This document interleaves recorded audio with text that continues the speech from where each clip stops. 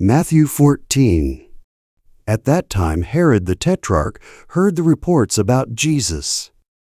And he said to his attendants, "This is John the Baptist. He has risen from the dead. That is why miraculous powers are at work in him."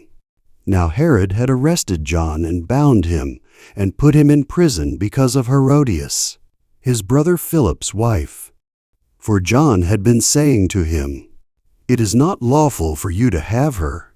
Herod wanted to kill John, but he was afraid of the people, because they considered him a prophet. On Herod's birthday, the daughter of Herodias danced for them, and pleased Herod so much, that he promised with an oath to give her whatever she asked.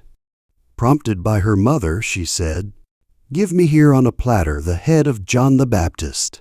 The king was distressed, but because of his oaths and his dinner guests, he ordered that her request be granted, and had John beheaded in the prison.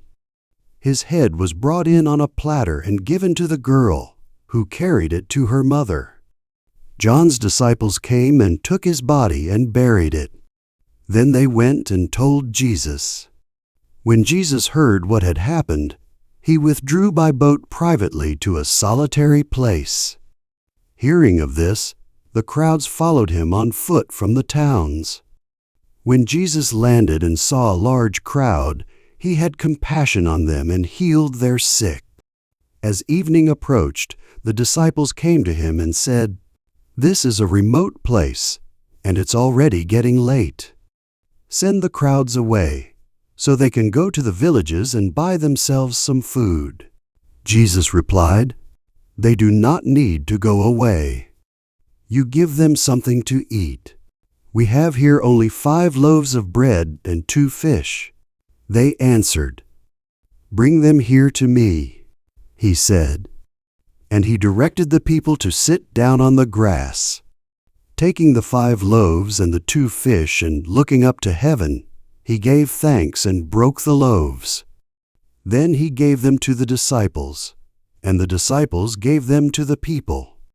They all ate and were satisfied, and the disciples picked up 12 basketfuls of broken pieces that were left over.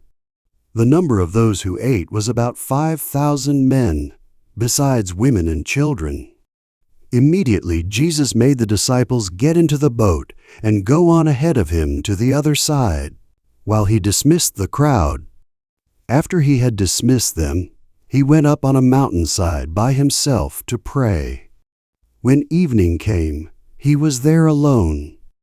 But the boat was already a considerable distance from land, buffeted by the waves because the wind was against it. During the 4th watch of the night, Jesus went out to them, walking on the lake. When the disciples saw him walking on the lake, they were terrified. "It's a ghost," they said, and cried out in fear. But Jesus immediately said to them, "Take courage. It is I. Don't be afraid." "Lord, if it's you," Peter replied, "tell me to come to you on the water." "Come," he said. Then Peter got down out of the boat, walked on the water, and came toward Jesus. But when he saw the wind, he was afraid and, beginning to sink, cried out, "Lord, save me." Immediately Jesus reached out his hand and caught him. "You of little faith," he said, "why did you doubt?" And when they climbed into the boat, the wind died down.